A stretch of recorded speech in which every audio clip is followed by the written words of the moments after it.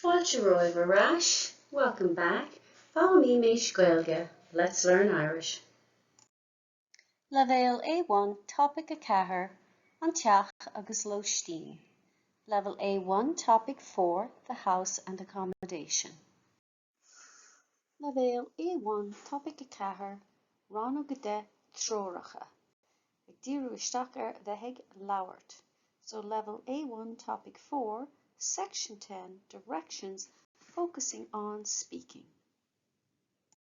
Agus sa Rannóg seo b'mid ag múna ceist a chur cábhfuil seomra áirithe agus an cheist sin a ragart.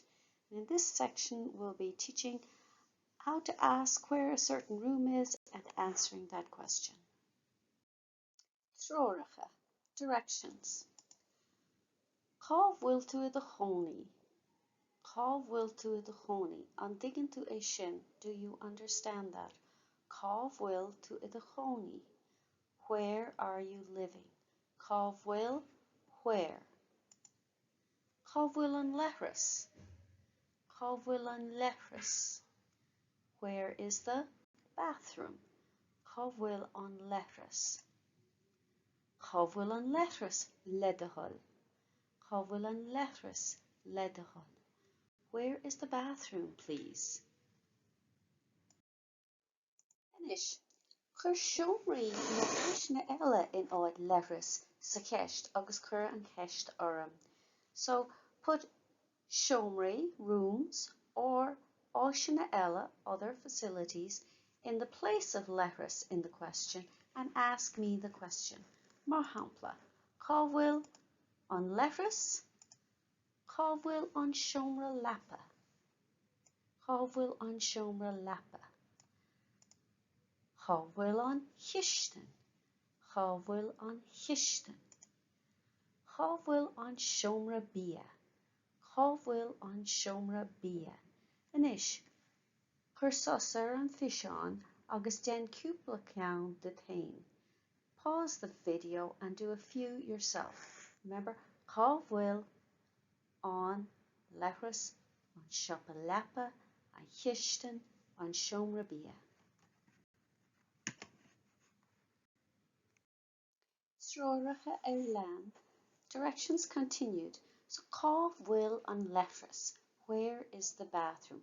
Well, tá an leithreas chlé. Chlé. Tá an leithreas chlé. Aber rimimh, say it after me. Tá an leithreas chlé.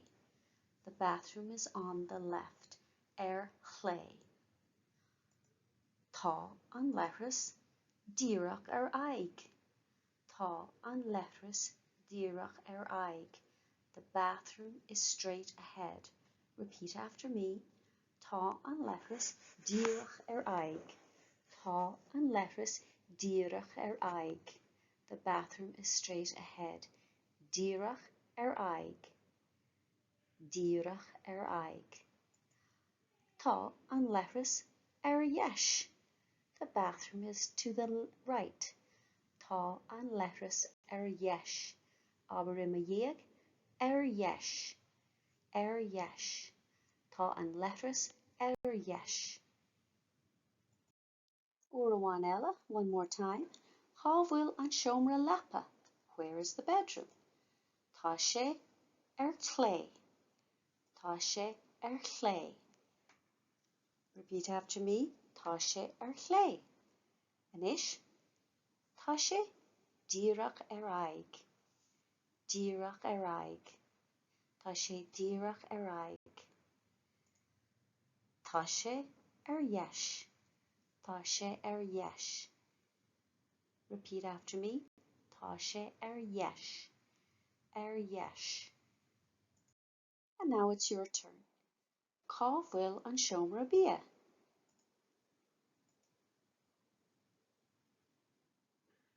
Tá sé chlé. Cábhfuil an seomra bia? Tá sé díreach aig. Cábhfuil an seomra bia?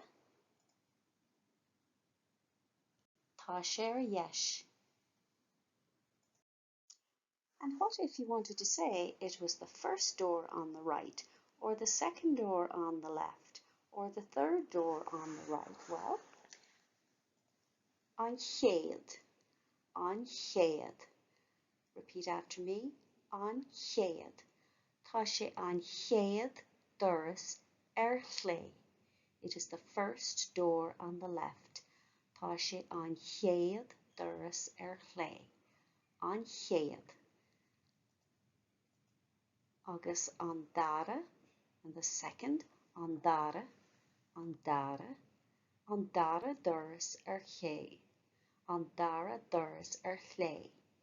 An dara doras chlé. An dara. And the third door on the right. An triú, an triú. An triú doras yesh. Repeat after me. An triú doras yesh. An triú, an triú. And now it's your turn. An chéad, an chéad. An dara, an dara. An triú, an triú. Agus inis is samplaí in na freagraí a féidir leat a thuairt an cheist cá bhfuil an leithreas le do thoil. So here are some examples of the different answers you could give to that question. Cá bhfuil an leithreas le do thoil? Tá sé an sin chlé. Tá sé an sin chlé. Repeat after me. Tá sé an sin chlé. It is there on the left. Tá sé an sin yesh. Repeat after me. Tá sé an sin yesh. Tá sé an sin díreach araig. Tá sé an sin díreach araig. Straight ahead. Repeat after me. Tá sé an sin díreach araig. Tá sé an sin an chéad doras yesh. There it is, the first door on the right. Tá sé an sin an chéad doras yesh. Tá sé an sin an dara doras chlé. Tá sé an sin an dara doras chlé. Agus tá sé húsdaire an triú doras yesh. It's upstairs, the third door on the right. Tá sé húsdaire an triú doras yesh. And now I'll have you read each answer yourself as it comes up on the screen. Cá bhfuil an leithreas le do thoil?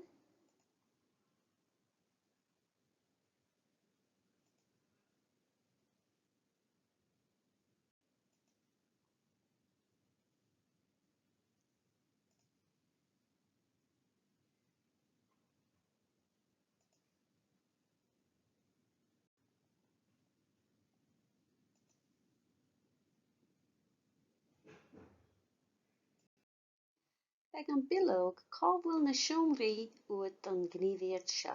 You'll need the handout cá bhfuil na seomraí. Where are the rooms for this activity? Cá bhfuil na seomraí. Where are the rooms? Is gníomhaíocht do chathair é seo. This is an activity for 4 people. Tá plán de cheach ag gach fáil meor ach tá na seomraí in asnamh. Each learner has a plan for a house, but there are rooms missing. Gaeilge sibh pleanantí a líne isteach trí cheistena a chur ar na fálamóirí eile sa grúpa. So you have to fill in the house plan by asking the other learners questions about the houses.